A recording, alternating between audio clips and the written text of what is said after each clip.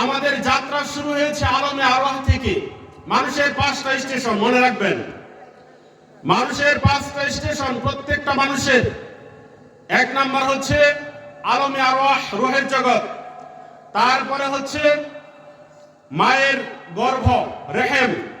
তারপরে হচ্ছে দুনিয়া, তারপরে হচ্ছে কবর, তারপরে হচ্ছে শেষ দিবস আখিরাত। আমরা অলরেডি আলমের রূহ, আলমে আরওয়াহ, রূহের জগৎ পার করে এসেছি এবং মায়ের গর্ভ এটাও পার করে এসেছি। আমরা 3 নাম্বার স্টেশনে আছি।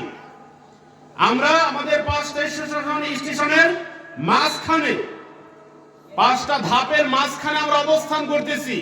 আমাদের সামনে আর মাত্র 2টা ধাপ, একটা হচ্ছে কবর আর একটা হচ্ছে আখিরাত।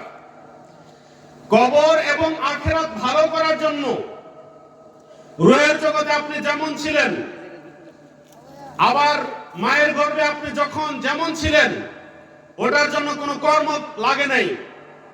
ভালো জায়গায় জন্মগ্রহণ করার জন্য রূহের জগতে আপনার কিছু করতে হয় নাই। ভালো জায়গায় থাকার জন্য, শান্তিতে বসবাস করার জন্য রূহের জগতে কিছু করতে হয় নাই। ওটা এমনিতে আল্লাহ রাব্বুল আলামিন মায়ের গর্ভে রেহেমে দিয়ে দিয়েছেন। কিন্তু যখন দুনিয়াতে আপনি জন্মগ্রহণ করেছেন, দুনিয়াতে যখন আপনি এসেছেন কবরের জন্য, কবরে ভালো থাকার জন্য দুনিয়াতে আপনাকে আমল করতে হবে।